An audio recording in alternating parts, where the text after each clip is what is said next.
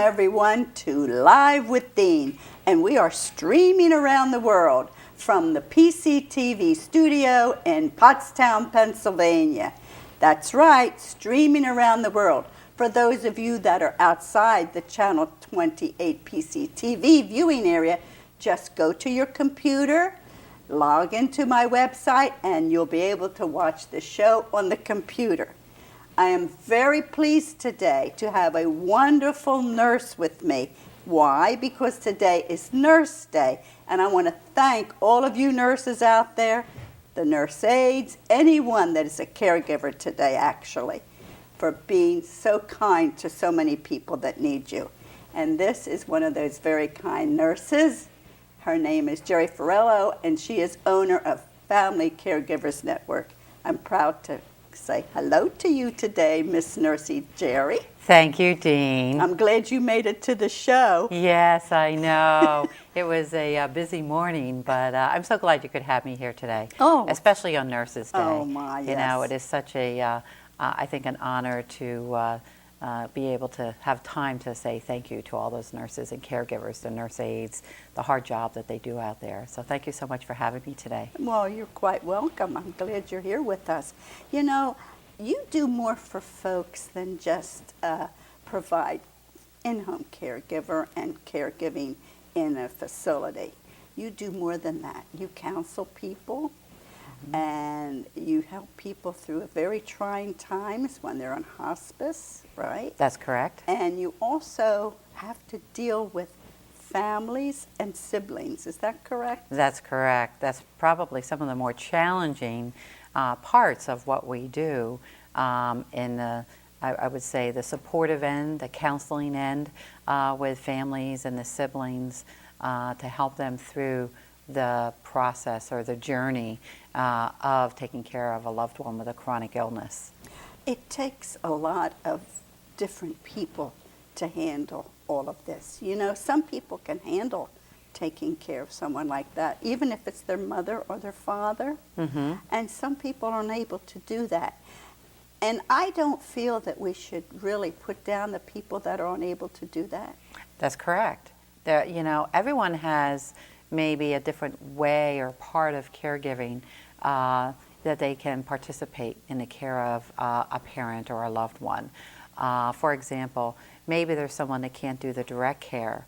Maybe they can't handle seeing, you know, their parent with the disability, whether it's a dementia, an Alzheimer's, or a mobility issue, you know, something like that. They can't deal with physically seeing them in that state, but they could maybe do the behind-the-scene things. Maybe they could do the finances for it, take over the bill paying and be responsible for those aspects, so they still feel like they're an integral part of the care that's being done for their loved ones, but they don't have to, you know, do the physical part of the caregiving. And I imagine that takes away some of their guilt. Oh, absolutely it does. Because if you're able to bring the family together in a cohesive manner so that they can all feel like they're contributing, they don't feel as guilty, you know, about it. What we find so often is that when someone ends up with an illness, most times it's during you know, all of a sudden an emergency situation. There's a crisis that's going on. Somebody fell and broke their hip, and all of a sudden, oh my gosh, my mom's diagnosed with dementia, and I didn't even know that she had that. And so many times the care defaults to someone. A lot of times it's a daughter or somebody that's the closest one that lives, you know, nearby.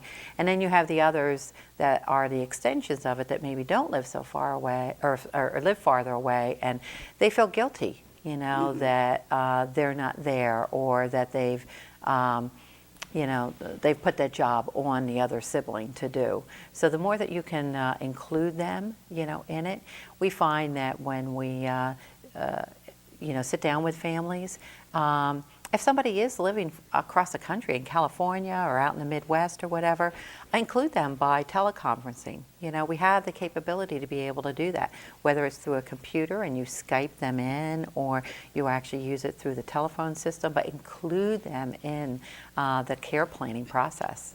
All right, let me go a little step further here. What if the person does not want to be included? How do you handle that? Well, it takes a lot of support. They're certainly going to feel some guilt because they've made that decision, that they don't want to be included. But that's okay. That's their decision. So it's a lot of counseling to the other members to have them understand that that's okay. There are all the things that we can and we cannot do. And what we find a lot of times is people that don't want to be involved, it's usually due to some childhood issues. Oh. When they were growing up, when we all have different ways that we've related to our parents. You have ones that were the favorites, ones that were the youngest or the oldest, and we all carry our baggage, so to speak, that we grew up with. And so when our parents become ill, it brings all that back right to the surface. You mean then they are like kids again? That's correct. And they're scrapping. That's correct. And so all those feelings and emotions come out again. And so maybe someone can't participate or doesn't want to participate because they did not have a very good relationship. So we work with them on why, and work with the other siblings on helping them cope with these are these decisions, and it's okay. I'm sure that the person that is caring feels resentment that the other one is not involved. Mm-hmm. Okay, so how do you counsel that sibling? Well, we encourage primarily, especially if you are the direct hands-on person, to get involved with the support groups, that we offer. In the area. There's many of them out there. Or you may need one-to-one individualized, counseling or support as well. But, through talking about your feelings, talking about the care and the progression of the individual's disease helps them. Also, when you are involved in a support group, it's a group of other people that are going through the same thing as you. And so, they help each other. They help one another understand, yes, I felt the same way and this is what I did. And don't feel so bad. Don't be so hard on your sibling because that was their choice. I have the same thing with my brother. So those group environments are really, really essential to the well-being of that caregiver. There's the siblings always feel that their parents will always be there for them. Mm-hmm. You never think that you're going to lose your parents. Mm-hmm. I mean, how dare they leave, right? That's right. And so then when they become ill, I think at first maybe they're in a little denial. Oh, everything's going to be fine. Is that correct? That's correct. They do.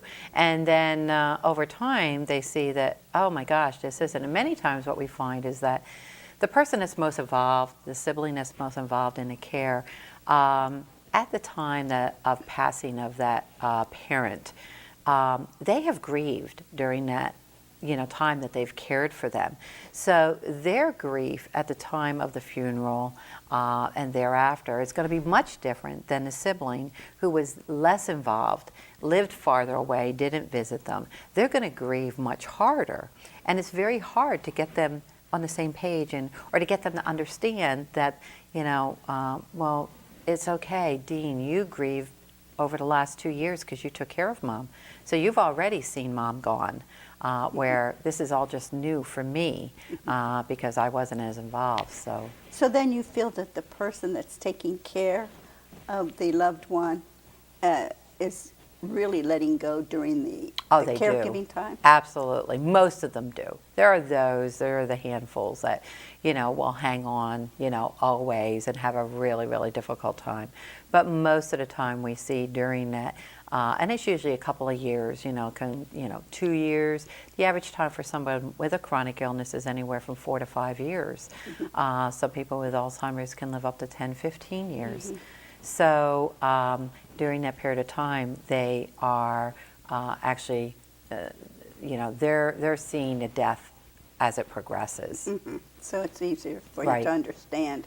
It's just like someone that has